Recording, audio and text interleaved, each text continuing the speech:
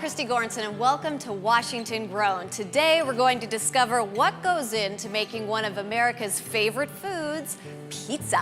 We're at South Perry Pizza in Spokane, Washington, where they're creating a variety of gourmet pizzas using fresh and local ingredients. We'll find out what makes their pizza so special and even cook up one of their most popular pies. We'll meet with Bill Myers of Joseph's Grainery to see how he's going back to the basics to produce some of your favorite grains. I'll sit down with WSDA Director Bud Hover to discuss the importance that Washington agriculture has on our economy. Kelsey's on the streets to talk all about everyone's favorite pizza.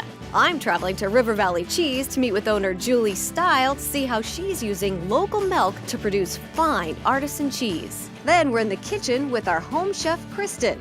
Today we're making pizza at home, and I'll show you some topping ideas and share my easy overnight pizza dough recipe with you. All this and much more on Washington Grown.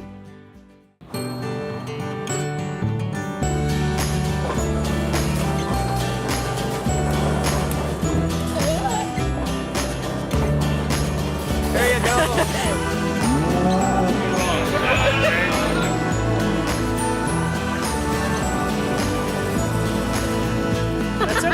For whole wheat, this is pretty awesome.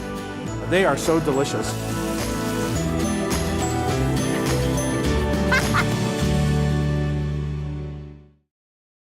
Located in Spokane's South Perry district is South Perry Pizza, a quaint little restaurant that offers up artisan-style pizza while utilizing a host of Washington's own locally grown ingredients. I met up with co-owner Krista Katzman to find out just what makes South Perry Pizza such a great place to eat. Here at South Perry Pizza, we try our best to create a really community-oriented environment. People can come and socialize with their friends and family and neighbors while enjoying, a high-quality pizza product made with some local ingredients found here in Washington. Maybe have a beer or Washington wine along with it. Being a small, locally owned Washington business, we find it really important to us to support other Washington businesses. We have a farmer's market here in the neighborhood on Thursday evenings, and so sometimes we'll walk down there, try to pick up a few ingredients to put on a special pizza for the night. Let's hear from some of the locals on what keeps them coming back. Excellent pizza, we think. It's the best. Well, actually, I love the atmosphere more than anything. Oh, and their salads are fantastic. And that they have a true talent for making really good pizza.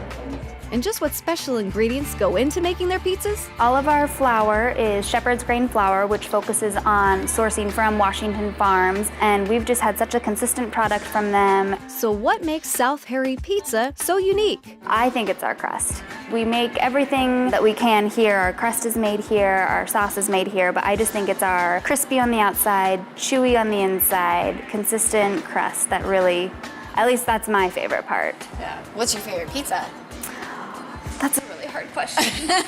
Coming up, I'll learn from Chef Bazzo how to make their prosciutto pizza and see if I can toss a pizza pie.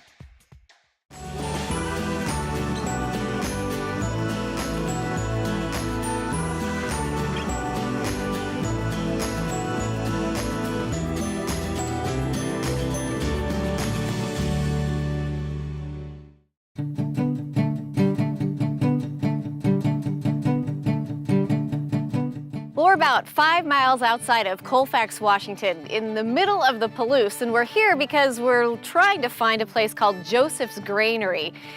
Not sure if this is where we're supposed to be. We're out in the middle of nowhere, but let's find out. Well, looks like we might be in the right place.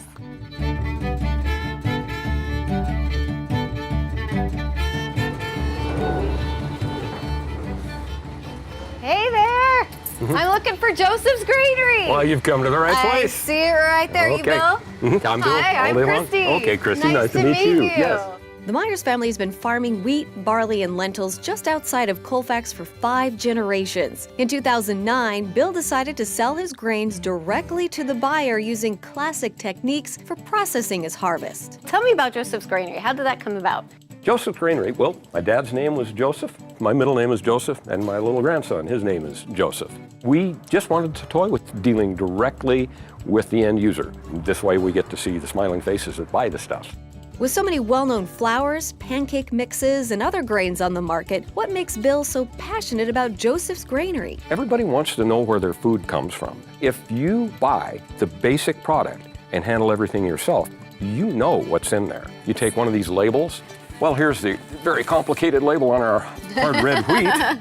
It's, it's hard red wheat. Well, how about that? How about that? Yeah. So you mill it right here. Yes, we do. And all of your products are right here. And what do you offer?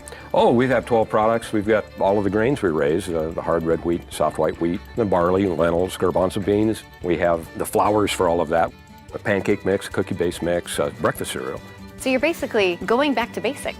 Yeah, you put the wheat in the mill and the flour comes out. It's that simple.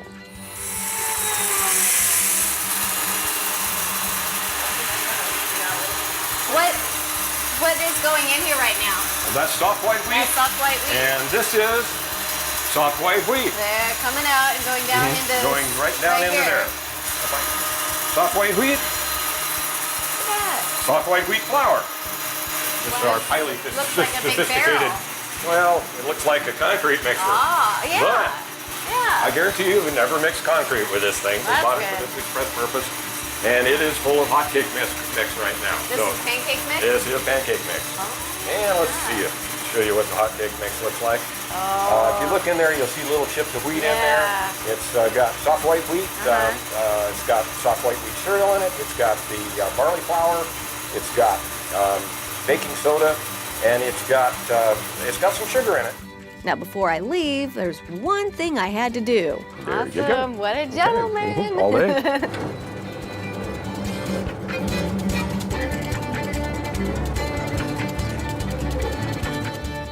For more information on Joseph's Grainery, log on to our website at wagrown.com. I'm here with the director of the Washington State Department of Agriculture, Bud Hover, and we're going to talk about Washington agriculture and the food that our farmers are growing. I'm looking forward to it. So what exactly does the Washington State Department of Agriculture do? Well, for the past 100 years, and we're celebrating our 100th year anniversary, our centennial, cover a wide range of things. But basically, our job is to support agriculture in the state of Washington and to serve the people of Washington, making sure that the food supply from the grower to the table is safe and high quality. How big is agriculture in Washington State? Agriculture is huge as far as the economic impact that it has. It's 13% of the economic output of our state, provides 166,000 jobs, $46 billion in annual revenue attributed to agriculture. So in a state where you have huge industrial giants like Boeing and Microsoft and those places, agriculture plays a huge role. What kind of products, what food are the farmers growing in Washington State? Well, it's more like what don't we grow? Yeah. Washington State is only second behind California in the number of commodities that we produce, over 300. We are number one in 10 different commodities, including apples, milk, wheat, hay, cattle. Those are some of our top products. But we're also number two in 11 different products. Potatoes are one of those. Things like the wine industry, the grape industry, that are continuing to grow and flourish in Washington State. We cover a lot of ground. It seems Washington is a great place to grow crops. Why is that? A couple different things. We've got abundant water, we've got cheap electrical energy, the dams that we have, and the climate too. You know, we're the #1 apple producer in the nation. 60% of the apples consumed in the United States come from our state. We have just the perfect climate. It's the right number of heat days, the cooling in the evening, those type of things that give it the color, that give the sugar content, that, you know, all of those things that produce that perfect apple. You know, hops, we grow 75% of the hops used in this nation are grown in the state of Washington. We're #1 in the sale of hops too, so. Yeah, that's amazing. Where is the future of Washington agriculture going? Global positioning satellites on our tractors now, where they can tell where they're at in the field and how much fertilizer should be dispensed and those type of things, being more efficient with the resources that we have and being more responsive to the environmental concerns that we have. So being able to utilize those resources better and more efficiently, I think, are going to help us. One of the things that I wanted to bring to this department, to this agency, to really emphasize is quality and safety in our food products. We have world-class industries. Boeing aircraft are, you know, recognized as the elite aircraft. Microsoft, you know, our coffee, Starbucks coffee. All of these companies, UPS, companies that have tremendous reputations for quality and service are originated in the state of Washington. And Washington agriculture is exactly the same way. You will not find a better quality product produced in a more environmentally sensitive, safe way than the products that come out of the state of Washington.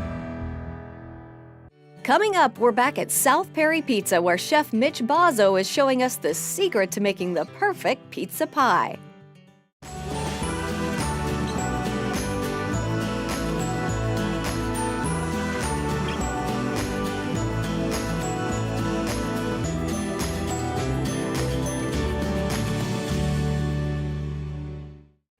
We're back at South Perry Pizza. Earlier, we heard how Washington's own shepherd's grain flour is key to creating the perfect pizza dough. Now let's learn how to turn that dough into a delicious pizza. I'm here with Chef Mitch Bozzo. I have a 12-ounce dough ball right here Okay. that's been proofed and set for about 2 days, I believe. Wow. And I'm gonna stick it in some flour and we're gonna start stretching some dough. So I'm gonna set it on the table. We're gonna start pressing it out and getting all the air bubbles out and making it a consistent thickness. Okay. So get that until the bubbles are gone. Then I'm gonna lift it up, kind of spread out the flour. I'm gonna start This is not stretching something it. I've ever done at home. No. No. So this is a learning experience right here, folks. So what I'm doing is pulling and on both ways. Pulling and turning. Yes, pulling and turning both ways. And this way it doesn't turn out rectangular like mine do. Look at that, that's great. After a quick tossing lesson, I figured I would toss it myself. Don't try this at home. Or if you do, be careful. Oh, Yep. did it. Yep. Sort of. Yep. Okay. One more. Nice. Woo! After my somewhat valiant attempt, I was starting to get pretty hungry. All right, so what kind of pizza are we gonna make? Let's make a prosciutto pizza. Okay. First, we start by brushing on some olive oil. Then we add some mozzarella cheese, making sure to leave some room around the edge for the crust. Next, we toss on some salty prosciutto. Now, what is this? It looks like frosting, but I know it's not. It's an Italian cream cheese. It's called mascarpone. Okay. Toss on a few dollops of mascarpone, and then toss it into the 600-degree wood stone oven for about 4 minutes. What is the key as far as your oven at home is concerned? I would say we want to get it as hot as possible. I mean, in about a home oven, I think is about 500 degrees. Yeah. So crank it all the way up. Yep, preheat it, let it get hot for about half an hour at least. I would, if possible, get a pizza stone. Okay. And that pizza stone's really gonna help the effects. And put the stone In prior. to pre-warm Yep. up. Because your oven has a stone bottom. Yep, the And hearth. that kind of mimics. Yep, the pizza stone. Okay. For more information on recipes like this, visit our website at wagrown.com. And now, my favorite part. We're gonna get some of the salt from the meat and some spiciness from the arugula and creaminess from the mascarpone. I can't talk. It's so good. And the crust is crispy on the outside, but nice and tender on the inside. And the arugula kind of cuts down some of the richness of the meat and the creaminess, but it's so good. It's just what I needed today to make my day here at South Perry Pizza. Up next, I'm traveling to River Valley Cheese, where we'll learn how to make homemade mozzarella. Kelsey's on the streets to find out what type of pizza people are craving. Then we're in the kitchen with Kristen as she shows us a unique pie dough recipe to use at your next pizza party.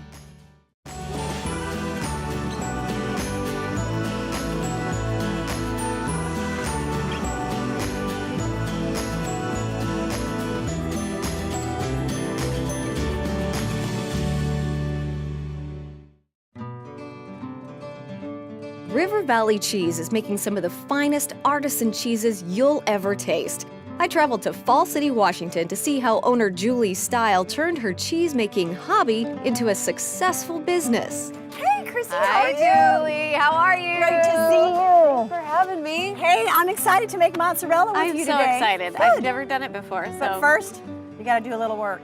Sorry. You're gonna put me to work? The chores? The Just a chores few need to be done? chores, just a few, I What are we promise. gonna do? Well, I have a pig down there, and she was due on Wednesday, so I'm gonna give her a bunch of whey and Okay. hopefully loosen some things up. I can help you. Okay, perfect.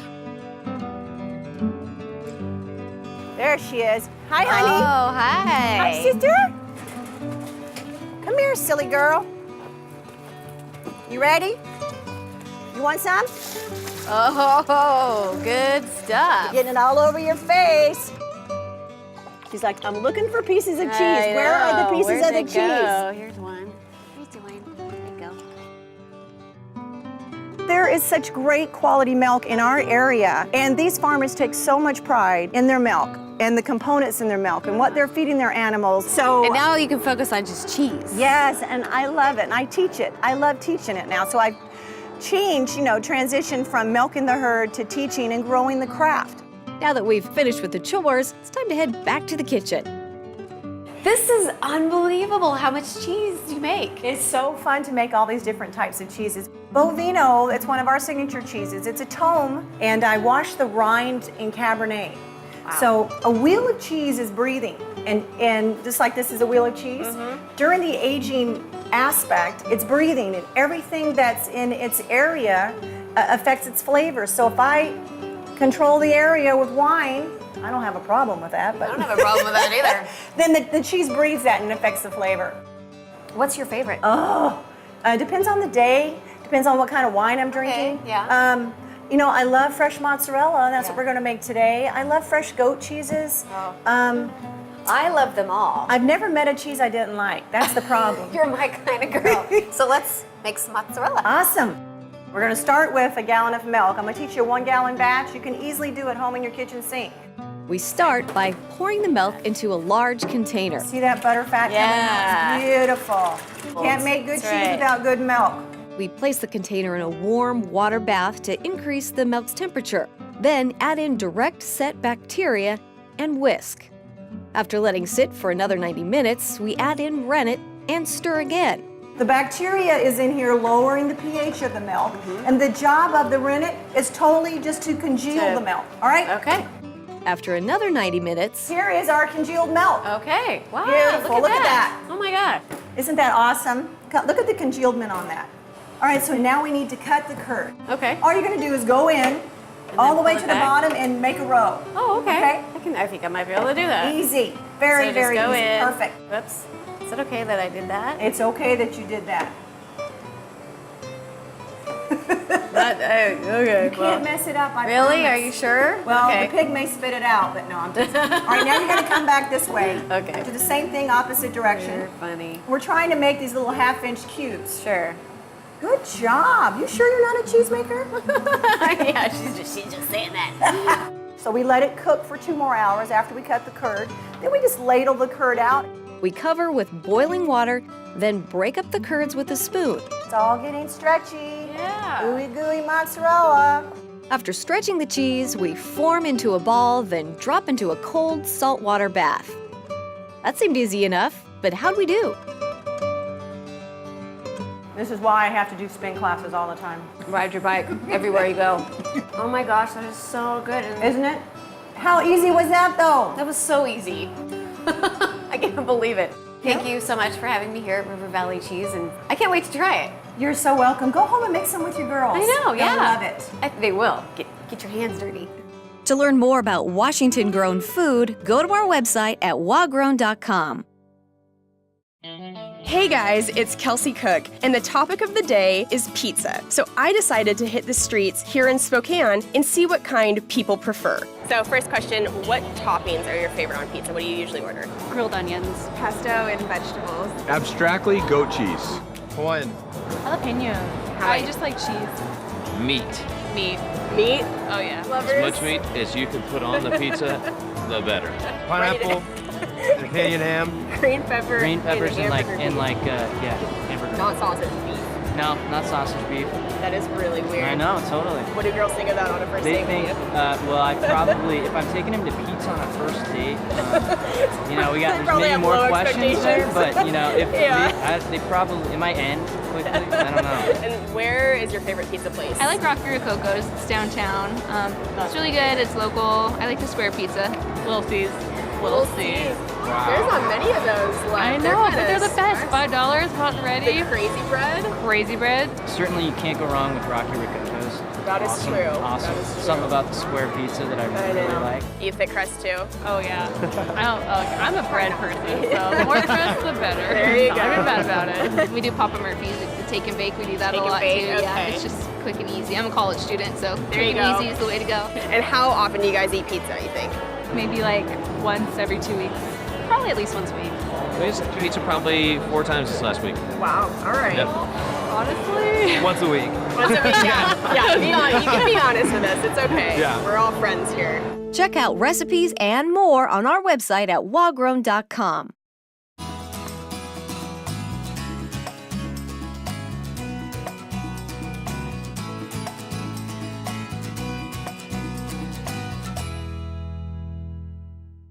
We are going to make some pizza at home, which is so much fun to do because you can just get all sorts of toppings and just go crazy, right? We are, and I'm gonna show you my favorite dough to make. Okay. It's a little different, but Why it's is really it- easy. What's different about it? You have to make it the night before. Okay. So that's the one caveat to it. You've got to make it the night before, so you plan Yeah. a little, but it's so simple, and it makes some of the best pizza at home. Okay, let's so do it. we have flour already in our bowl, about 2.5 2.5 cups. cups. And then we're gonna add just a teeny bit of yeast and our salt, and we mix it together. Once mixed, we add in warm water and gently stir. When a dough ball forms, we cover with plastic wrap and let sit overnight. Now we just let it sit. Wow, that's easy. And Love then that. 18 to 24 hours later, Your dough is ready. our dough is ready. How did that happen? It's Well, let's magic. take a look. So here's our dough now. Yes, See how it okay, rose yeah. up? All big and beautiful. Very nice. Now we're gonna take. Oh, I can smell the You can, yeast. it Yeah, smells like sourdough. mhm, You can it smell smells it really fermenting. good. It's really nice. Yeah. And then you're gonna really well flour your counter because it's a very wet dough, as you can tell from Yeah, looking you at can. it. It's, yep. Wet, It's gonna be very nice wet and sticky. We place the dough onto the floured surface, then divide into 2 pieces. Take him and then gather up the little sides. You wanna do that one? Yeah. We're just gonna gather up the sides of him, Okay. flip him over, and let him sit for an hour. We cover with a towel and return after 1 hour. Okay, our little guys are all ready to go. We are, and take a today, oh, here we go. Oh! All right, today I thought I'd show you how we pre-bake them. Okay. I just kind of half-bake, par-bake them in the oven with a little sauce on them. And then when everyone comes together for a pizza party, everyone can make their own. Ready to go. And then you can put them all in the oven at the same time to melt the cheese, and it just works really well. We sprinkle some cornmeal onto our pizza peel. But if you don't have a pizza peel, you can just use the back of a cookie sheet. Okay. And sprinkle cornmeal on Okay. it. And then I like to, this is not a mess-free event. I usually get my hand all floured. Okay. And then I just start stretching him over my hand. And I use my fingers to kind of pull in. Make sure there's no big globby dough pieces on the end. That's what we like. Somewhat familiar. I hear you are a great pizza flipper. I'm not a good pizza thrower at all. All right, then I'm gonna put mine right here. And we can rest yours on the flour till we get this one in the oven. And just put them right there. Mine's not looking so hot. You know, it all stretches out in the end. There we go. I'll taste the same in the end, really. Okay. And then we're gonna put a little bit of sauce on top. A little bit. Well, maybe a little more than a little. Okay. A smiley face of sauce on the top. Smiley face of sauce. Because Remember if that. we don't, it puffs up and gets huge like a pita in the Okay. oven. It needs a And little then that bit. would be hard to put stuff on. It needs a little bit of moisture on the top of it to help Yeah. it bake up like a pizza crust. We place the dough on a hot pizza stone and bake for a few minutes. Then we assemble our pizza bar. Well, we've been very busy We have been. getting all of this stuff ready, but here we have the pizza bar, basically. I mean, is that what you would call it? That's what I would call it. Every topping you can possibly imagine Build is your sitting own out here. pizza. What all do we have? We have all of our pre-baked pasta shells. Everyone can try their own. Maybe if you want more than one, More you than can one. try That's more perfect, than one. yeah. And then we have some Okay. roasted chicken we made, and we have some sausage, pepperoni, pesto butter, pizza sauce. Sauce, okay. red bell peppers, zucchini, tomatoes, olives, caramelized onions, walnuts, sun-dried tomatoes, spinach, cilantro, basil, arugula, pears. Holy moly, how did you even come up with all this? And then we have some multiple cheeses. How do you decide? You just run whatever, with it. Whatever sounds good. Well, this is like probably more than you and I can handle, don't you think? I think we need some help. We need some help. Who do we have over here? Hey. Here they go. You don't like pizza, do you? I love pizza. Okay. You ready to make your pizza? Have you ever seen this many options to put on your pizza? How are you ever going to decide? We begin assembling our pizzas.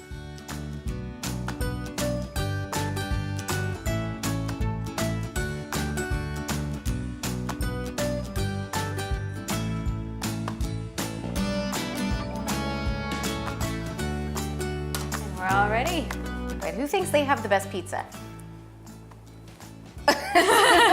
Should we try them and find out? Let's do it. Begin? Oh my goodness. This looks so good. I'm getting cheese on my face. Me too. That was a good one. Oh my gosh. Ethan has everything on his. A little bit of everything. What a great idea. And so fun. To find Kristen's pizza recipes, log on to our website at wagrown.com. More than 90% of Americans are eating pizza on a regular basis, and it's not difficult to understand why. Gooey cheese, a crisp bread crust, what's not to love? Hope you've enjoyed this episode of Washington Grown. Thanks for joining us.